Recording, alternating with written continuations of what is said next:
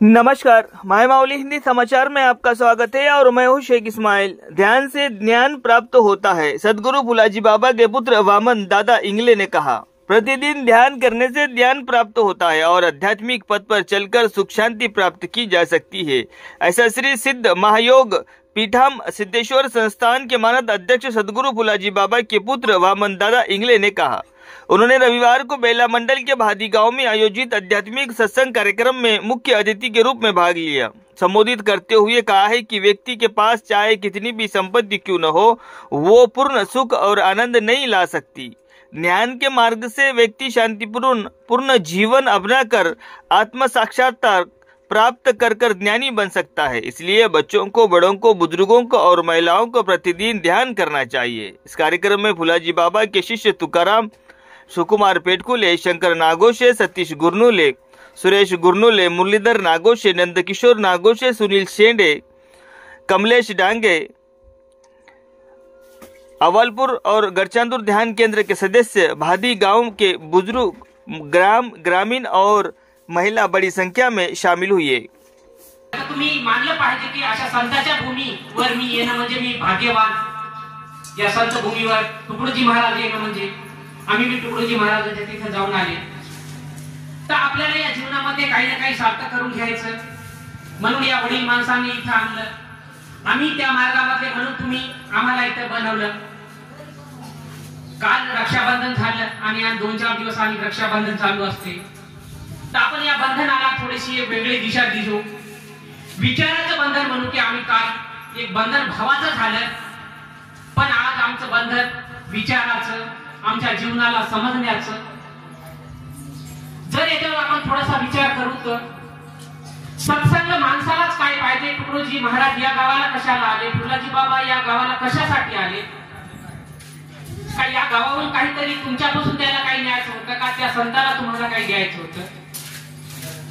तर हे जर विचार आपण जर केला, आज जर आपण सत्संग ठेवला,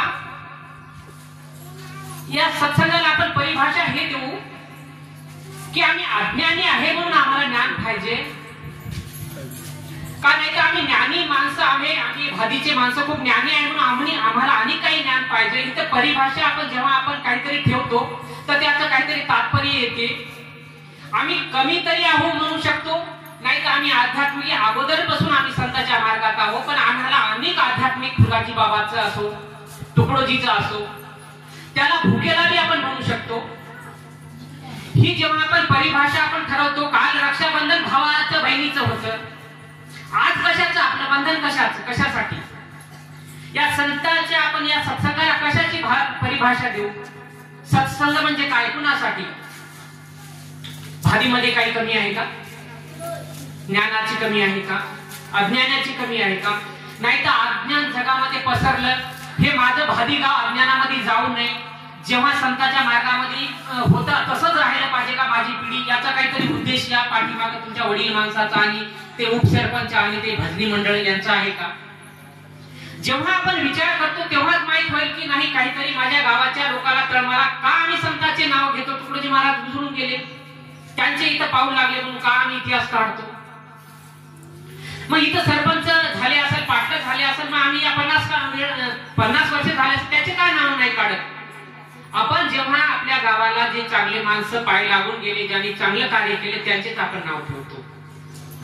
म्हणजे आम्हाला अनेक ज्ञान घेण्याची गरज आहे। मी आज येता विचार केलो, सत्संग म्हणून सांगितले सत्संग आहे, मी विचार केलो आपल्या बैलाला सत्संगाची जरूरत नाही, शेळ्याला सत्संगाची जरूरत नाही, कुत्र्याला सत्संगाची जरूरत नाही, जेवढ्या चिमण्या आहे, कावड्या यायला सत्संगाची जरूरत नाही, या माणसाला का सत्संगाची जरूरत आहे? आम्ही बुद्धिवान आहे म्हणून सत्संगाची जरूरत आहे का? अज्ञान आहो म्हणून आम्हाला सत्संगाची जरूरत आहे? ची परिभाषा तर पाहिजे। माणूस तर बुद्धिवान, मी कधी कधी विचार करतो माणसाला बुद्धिवान म्हणतात, पण या माणसाला असं वाग तसं वाग, मायबापासोबत चांगलं वाग, पत्नीसोबत चांगलं वाग, गावाला सोबत चांगलं वाग। मग मी कधी कधी त्या बुद्धिवाल्यावर विचार करतो, जीवजंतूवर विचार करतो, त्यांना तर सत्संग नाही, त्याला पाटील नाही, सरपंच नाही, जज साहेब नाही, त्याला आमदार नाही, प्रॉब्लेम आला तर मग या माणसाला सत्संगाची आणि चांगल्या माणसाची का जरूरत आहे? मग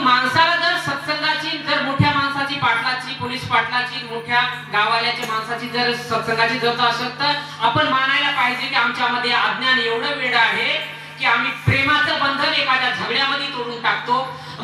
बापाचं लेकराचं नातं आम्ही एका 15 मिनिटांमध्ये तोडून टाकू शकतो. तर याला आपण समजू शकतो की आमच्यामध्ये अज्ञान आहे. अज्ञान आहे म्हणून आम्हाला सत्संगाची जरूरत आहे, संताची जरूरत आहे, भजनवाल्याची जरूरत आहे, मान मर्यादेची जरूरत आहे, आम्हाला मंदिराची जरूरत आहे. मंदिरामध्ये माणूस तिथं पाटील बी झुकतो, तिथे तुमच्या गावात आमदार आला ते बी झुकतो आणि जेवढे प्रवचनकार लोक आहेत ते बी झुकतात. काहून? ते झुकायची पद्धत आहे. जिथं झुकायची पद्धत असेल तेव्हा तेव्हा आपलं लेकरू बी जरी वाईट मार्गाला जात असेल ते मंदिरापाशी आलं तर ते बी झुकायला शिकते. आपलं जर पोरगं झुकायला शिकला तर आपला नातू बी झुकायला शिकते. म्हणून या आध्यात्मिकची आपल्याला जरूरत आहे. म्हणून आपल्यामध्ये, म्हणून मी आज म्हणलं होतं की बा सत्संग कुणाला पाहिजे? आम्हाला भातीवाल्याला पाहिजे, या बुद्धिवान माणसाला पाहिजे का, या स्त्रीला जरूरत आहे की मोठ्या श्रीमंत लोकांना जरूरत आहे? नाही, आमच्यामध्ये दोन आहे, अज्ञान आणि ज्ञानी. आज आपण इथं बसलो, अज्ञानाला घेऊन बसलो. अरे चल, ते पटनापूरचे माणसं आले म्हणा, आसिफासचे माणसं आले म्हणा, आपल्या गावामध्ये अगोदर संत आले होते, आपल्या गावामध्ये एक मंदिर आहे आणि आपलं हे कर्तव्य बनते की आपण 4 गोष्टी त्याच्या ऐकू. जर 4 गोष्टी ऐकू तर ते बी कशासाठी नाहीये? आपल्यामध्ये राग आहे, कपट आहे, गर्व आहे, नातं तोडण्याची याच्यामध्ये शक्ती आहे. आपण एका महिन्यामध्ये, आपण एका वर्षाचं एखादं लग्न झालं तर तोडायला काही उशीर लागत नाही. पती पत्नीचा झगडा होऊ द्या, तेव्हाच्या तेव्हा ते मायबाप दोन्हीकडे अनपड राहू द्या, पोलीस स्टेशन मध्ये केस जाईल, तेव्हाच्या तेव्हा ते तुटून जाईल. कोणतीच गोष्ट उशीर नाही याच्यामध्ये. पण याच्यामध्ये सहनशक्ती आहे.